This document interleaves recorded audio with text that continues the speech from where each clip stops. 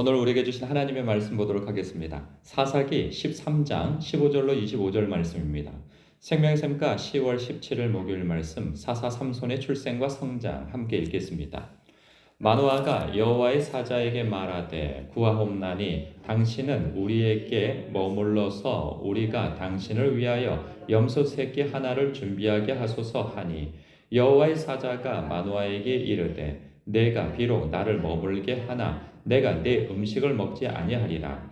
번제를 준비하려거든 마땅히 여호와께 드릴지니라 하니 이는 그가 여호와의 사자인 줄을 마노아가 알지 못함이었더라.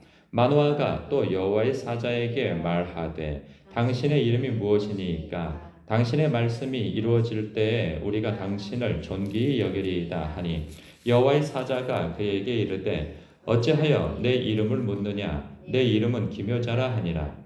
이에 마노아가 염소 새끼와 소제물을 가져다가 바위 위에서 여호와께 드리매 이적이 일어난지라.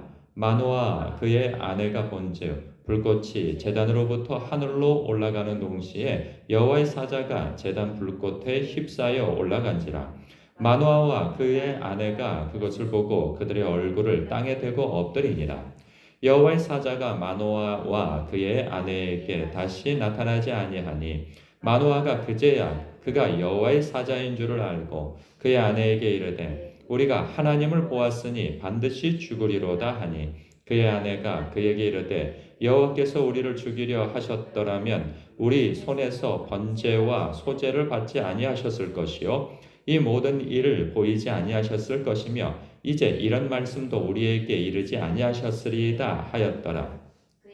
그 여인이 아들을 낳음에 그의 이름을 삼손이라 하니라. 그 아이가 자라매 여호와께서 그에게 복을 주시더니 소라와 에스다올 사이 마하네단에서 여호와의 영이 그를 움직이기 시작하셨더라. 아멘. 마노아가 아내로부터 장차 아들을 낳게 되어질 것이고 또 여러 가지 아이를 키워가면서 주의해야 할 주의사항을 일러줬단 말이죠. 근데 마노아가 그것을 전해 듣고 이게 뭔가 이게 어떻게 하라는 건지 잘 알지 못해서 다시금 여호와 하나님께 기도를 하게 되어지죠. 그래서 이 아이를 어떻게 길러야 할지 어떻게 대해야 할지 좀 자세하게 알려주십시오라고 기도하였더니 여호와의 사자가 다시 나타났죠. 아내를 통해서. 그래서 아내가 뛰어와 그 여호와의 사자에게 갔더니 실제로 아내가 말한 대로 좀 범상치 않는 사람의 형상을 입고 있는 존재를 만나게 되어집니다. 그는 여호와의 사자라고 막연하게 그러니까 선지자 정도로 알았던 것 같아요. 그래서 우리가 이 아이를 어떻게 길러야 되겠습니까? 라고 할 때 이렇게 저렇게 해라 라고 주의사항을 준단 말이죠. 그리고 난 다음에 하는 말이 우리가 당신을 위하여서 염소 새끼 하나를 준비할 테니 이걸 좀 잡수시고 가십시오라고 이제 식사 대접을 초청했단 말이에요.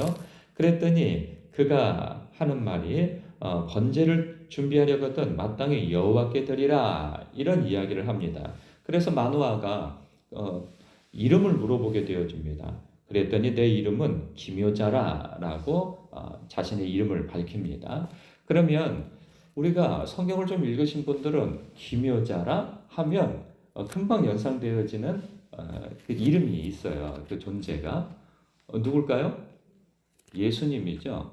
왜냐하면 이사야서 9장 6절에 보면 이사야 그 선지자가 장차 오실 메시아에 대해 예언을 하고 소개를 하는 바가 있어요. 거기서 보면 9장 6절에 보면 이는 한 아기가 우리에게 낳고 한 아들을 우리에게 주신 바 되었는데 그의 어깨에는 정사를 메었고 그의 이름은 기묘자라 모사라 전능하신 하나님이라 영존하시는 아버지라 평강의 왕이라 할 것이라. 그 정사와 평강의 더함이 무궁하며 또 다윗의 왕좌와 그의 나라에 군림하여 그 나라를 굳게 세우고 지금 이후로 영원히 정의와 공의로 그것을 보존하실 것이라. 만군의 여호와의 열심히 이를 이루시리라. 그러니까 이새의 가지에서 나오는 한 존재, 기묘자라, 모사라, 전능한 하나님이라, 평강의 왕이라 이런 소개를 한단 말이죠. 그분이 바로 오실 예수 그리스도시란 말이죠. 그러면 아니 예수님은 아직 오시지 않았는데 이 구약 시대 때에 기묘자로서 오셨다고 할 때, 그러니까 이 성육신 하기 전에 또 예수님은 존재하셨죠. 그렇죠? 그러니까 그 예수님께서 여호와의 사자로서 활동도 하셨다 하는 것을 우리는 짐작해 볼 수 있습니다. 그런 것으로 볼 때 오늘 이 짧은 본문 속에 길지 않는 본문 속에 삼위의 하나님이 다 소개가 되어지는 것을 볼 수 있어요. 그러니까 이 구원, 이스라엘의 구원을 계획하신 분이 누구세요? 여호와 하나님이시죠. 그리고 그것을 이제 이 실행을 하신 분이 누구시냐면 지금 그 기묘자로서 오신 분이란 말이에요. 뿐만 아니라 이제 그것을 적용시켜 나가시는 이 아기를 낳게 되어지고, 그래서 그 아기가 삼손이 돼서 자라서 이제 성령께서 그것을 적용하신단 말이죠. 그래서 25절에 보면 여호와의 영이 그를 움직이기 시작하셨더라. 전체로 보면 신약 성경을 통해서 또 재해석을 하고 들여다보면 구속사라고 하는 것이 우리에 대한 구원의 역사 아니겠어요? 모든 인류가 하나님 앞에 구원받을 것에 대해서 하나님께서 계획하셨단 말이죠. 그 계획을 예수님께서 오셔서 실행하십니다. 십자가 지심으로 부활 승천하시고, 그리고 성령께서 그 이후로 계속 그 구원을 적용시켜 나가시는 것을 행하신단 말이죠. 그랬을 때 보면 삼위의 하나님께서 각자가 자기의 역할을 감당하시되 당신을 드러내시지 아니하시고 그 적용의 방법들이, 행하시는 방법들이 저마다 여호와 하나님은 독생자 예수 그리스도를 드러내시고, 또 예수님께서는 당신을 드러내시기보다는 여호와 하나님을 드러내시며 또 성령을 드러내시고, 성령님께서는 또 당신을 감추시고 여호와 하나님을 그리고 예수 그리스도를 높이시는 것을 보게 되었죠. 그러니까 하나님의 이 삼위의 하나님께서의 이 관계, 영원한 사랑의 관계, 의존의 관계, 그리고 당신의 역할을 분담해서 일하시는 그 방법을 보면서 우리가 이런 부분에 있어서 묵상할 것이 무엇이냐, 이런 생각이 들어요. 그러니까 하나님은 공동체시잖아요. 삼위로 존재하시지만 한 하나님으로서 존재하신단 말이죠. 그러니까 사랑의 관계로 그냥 연합이 되어져 계신 거예요. 그러면서 저마다가 당신을 드러내고 높이기보다는 다른 위격의 하나님을 높이고 드러내시는 것을 보게 되어져요. 우리 예수님께서 하나님 아버지와 당신이 하나인 것처럼 저들도 우리와 하나가 되게 하옵시고, 또 저들이 내가 그들을 사랑한 것처럼 그들도 서로 사랑하여 우리가 그들과 함께 있는 것을 저들이 알게 하옵소서, 이리 기도하신단 말이죠. 예수님께서 요한복음에서.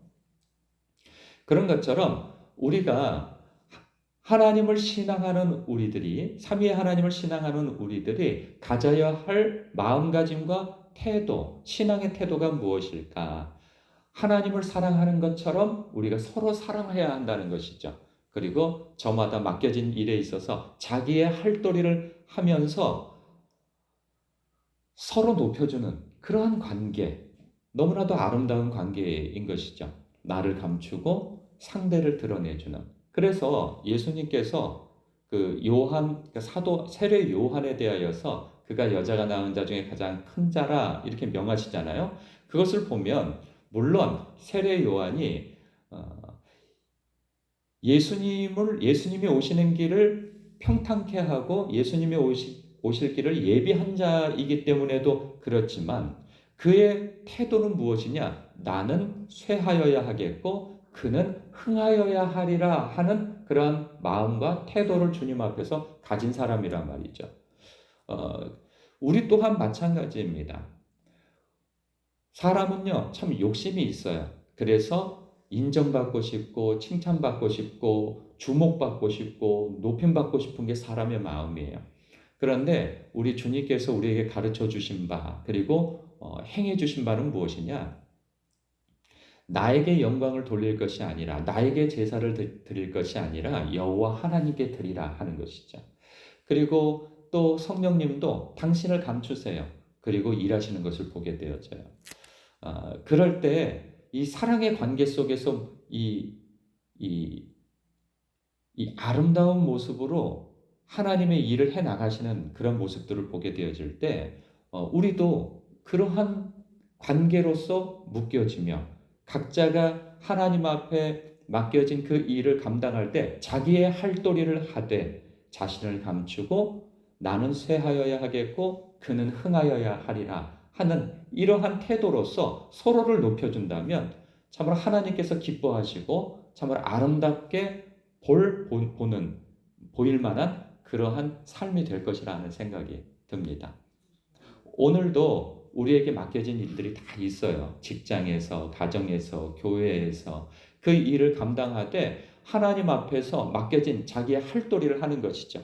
그러나 나는 감추어져야 할 것이고 오직 주님만 드러나며 또 나는 감추어지며 오직 내 형제와 교우들과 동료들이 높여지는 일에 우리는 헌신해야 할 것이라는 생각이 듭니다.